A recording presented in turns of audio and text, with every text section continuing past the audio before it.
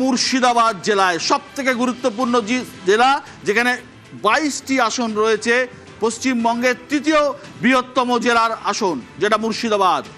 মুর্শিদাবাদের total seat 22। 2021-এ 20টা তৃণমূলের দখলে গিয়েছিল, দুটি গিয়েছিল বিজেপির দখলে। 2024-এর লোকসভা ভোট অনুযায়ী 14টা তৃণমূল, 3টে বিজেপি আর 5টা বাম কংগ্রেস জোট ছিল। এবারে মুর্শিদাবাদে কি হবে?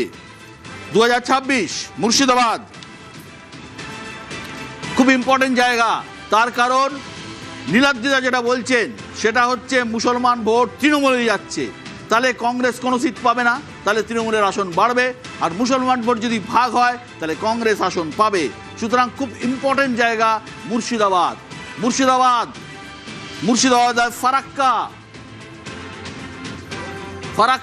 ফারাক্কা কংগ্রেসের দিকে যাওয়ার সম্ভাবনা প্রবল। শামশেরগঞ্জ তৃণমূল কংগ্রেসের দিকে যাওয়ার সম্ভাবনা প্রবল। সুতি তৃণমূল কংগ্রেসের দিকে যাওয়ার সম্ভাবনা প্রবল। জঙ্গিপুর তৃণমূল কংগ্রেসের দিকে যাচ্ছে। রঘুনাথগঞ্জ তৃণমূল কংগ্রেসের দিকে যাচ্ছে।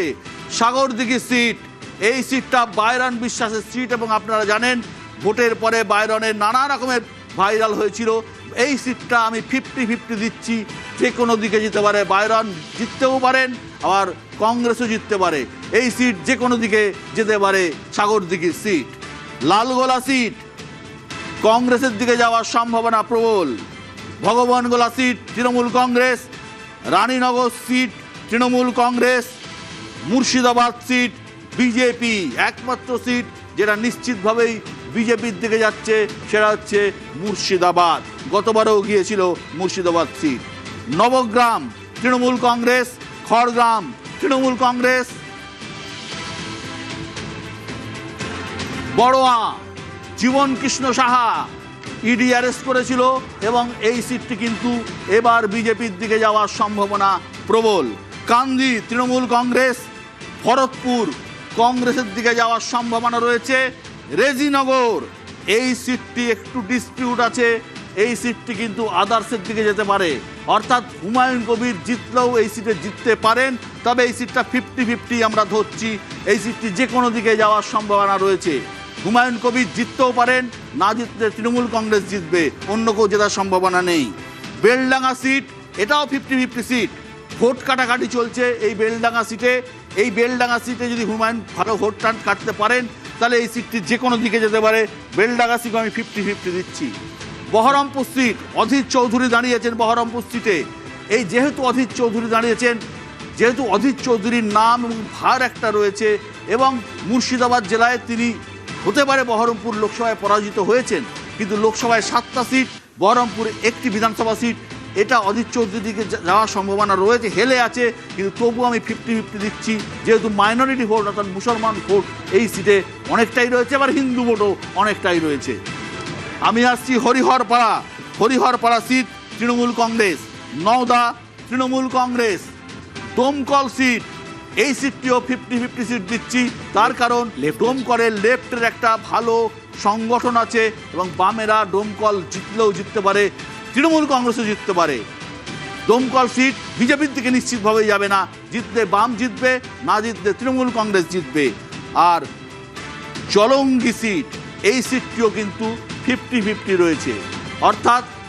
অর্থাৎ মুর্শিদাবাদে টোটাল যে 22টা সিট নিশ্চিতভাবেই তৃণমূল কংগ্রেসের দিকে যাচ্ছে।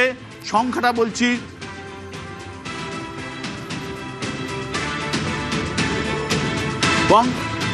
মুর্শিদাবাদে 22টা সিটের মধ্যে 50-50 গুলো দাও। মুর্শিদাবাদ 22টা সিটের মধ্যে তৃণমূল কংগ্রেস নিশ্চিতভাবেই 12, না একটু 11, বিজেপি 2, কংগ্রেস 3, লেফট 1, এবং 50-50 6টা। না না না, ভুল হচ্ছে 23 হয়ে যাচ্ছে, লেফট 1 হবে না ওখানে, ওটা 50-50 দিয়ে যাবে। কংগ্রেস তো 4 হয়ে গেল, ওটা 50-50 দিয়ে যাবে। 4 দেখিয়েছিলেন, এখানে 3 হয়ে গেল। না না, ওটা ভুল আছে, ওটা অনলাইন করছে তো, দ্রুত করছে যেহেতু হতে পারে। হ্যাঁ, 11-2 কংগ্রেস 3, এবং 6টা সিট, এবং আমার নিজের ধারণা এই 6টা সিট তৃণমূলের দিকে যেতে পারে। এখানে বিজেপির পাওয়ার কোনো চান্স নেই।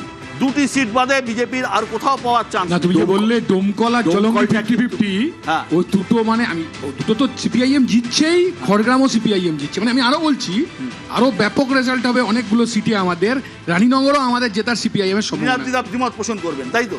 আপনার সাথে একমত নই আবার, কিন্তু অন্যদিকে আমার ধারণা 22টার মধ্যে 18টা তৃণমূল পাবে, একই থিওরি।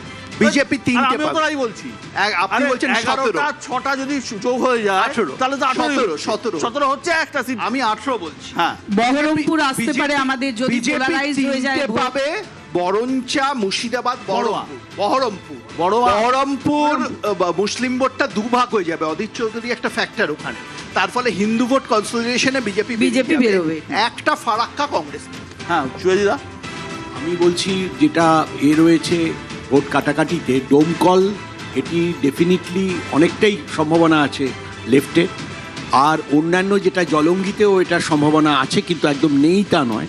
কিন্তু আমি বলবো বহরমপুরটা খুব ইন্টারেস্টিং, কারণ বহরমপুর শহরের একরকম, বহরমপুর শহর ইটসেলফ সেটা অনেক হিন্দু ডমিনেটেড।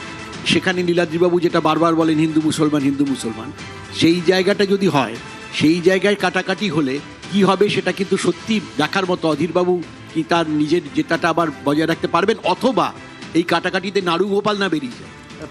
প্রদীপ নাড়ুগোপালও বেরিয়ে যেতে পারে। প্রদীপ। আমার মনে হয় যে আপনি হুমায়ুন কবির ফ্যাক্টরটা যেটা এনেছিলেন 50-50 রেজিনগর, আমার মনে হয় সেটা পুরোটাই হুমায়ুন কবির এই মুহূর্তে কোনো ফ্যাক্টর ওখানে নয়। অন্তত ভোটের দিন উনি যে বিক্ষোভের মুখে পড়েছিলেন, ওনার পুরো জায়গাটাই ওনার বলেছিলেন, কিন্তু সেটা ওনার গ্রিপে নেই, এবং ওনার পার্টিটাও ঠিকমতো সাংগঠনিকভাবে হ্যাঁ, এটা ঠিক। দাঁড়ায়। হুমায়ুনের ভিডিও প্রকাশের পর তার পরিস্থিতি অত্যন্ত খারাপ হয়েছে, এ নিয়ে সন্দেহ নেই। এটা একদম বাস্তব ঘটনা। কিন্তু বিভিন্ন জায়গা থেকে যখন খবর আসে, আমি যখন পড়ছি তখন কিছু জায়গায় তোমাকে নিশ্চিত 50-50 রাখতে হবে। আমি জানি না, কারণ ওই সত্যি তো অনেক রকম ফ্যাক্টর কাজ করে, কারণ আমাদের স্যাম্পল সার্ভে সংখ্যা তো ওরভাবে বেশি না, রিপোর্টারদের ভিত্তি করে বলতে। হ্যাঁ, কোথাও বলছি রানীনগর, ধরো রানীনগর ওই তৃণমূলের কোনো সুযোগ নেই, নয় আমরা জিতবো নহলে কংগ্রেস জিতবে। আবার জলঙ্গি জেনুইনলি আমরা জিতবো। খড়গ্রাম আমরা first, BJP second, Trinamool third. মানে আমি বলে দিতে পারি এটা। খড়গ্রাম আরো অনেকগুলো সিটে আমাদের রেজাল্ট ভালো হবে, এটা শূন্য হওয়ার কোনো চান্সই নেই। মুর্শিদাবাদ, মুর্শিদাবাদ তো আমরা 2021-এরটাই রিপিট হবে বলে আমার ধারণা। কিন্তু যেহেতু বাইরন বিশ্বাসের সাগরদিঘি নিয়ে তুমি একটু আগে আলোচনা করলে, সাগরদিঘিতে লেফটরা একটা কেরল থেকে একটা মৌলবাদী দল নিয়ে এসছে, তো তার সাথে কংগ্রেসের ভোট ভাগাভাগি হবে দ্বিতীয় স্থানের জন্য। কিন্তু বাইরন বিশ্বাস অন্তত 25-30 হাজার ভোট। বাইরন বিশ্বাস কিন্তু অত্যন্ত কনফিডেন্টলি বলেছিলেন যে আমি হেরে যাচ্ছি। মনে হয় সেই এটা তুমি আরে ওটা দেখ, ওটা শুধু একা নয়, বিজেপির আইটি সেল কি কংগ্রেসকেও সাপ্লাই হচ্ছে? আরো 3 জনের নাম নিয়ে বলেছি। না, আমার যেটা বক্তব্য সেটা হচ্ছে যে আমরা অন্তত এখান থেকে 5 থেকে 6টা সিট আমি ব্যক্তিগতভাবে মনে করি। না, অবশ্যই আপনি আপনার এই করেছেন 100 বার। আমি বলি যে আমি আমাদের আশার কথা বলছি। বাইরন বিশ্বাসের মতো যারা রাজনীতিতে এসেছেন, প্রথম কথা তারা কতদিন রাজনীতিতে থাকবেন আমার সন্দেহ আছে। দ্বিতীয় কথা, কংগ্রেসের হাত ধরে এসেছেন, এবং তারপরে আজকে তৃণমূলে আছেন, কালকে কোথায় যাবেন, ভবিষ্যতে কি করবেন, স্থিরতা নেই রাজনীতিতে। এক স্থিরতা বলে একটা জিনিসের স্থিরতা নেই। আমি প্রথম ফেজে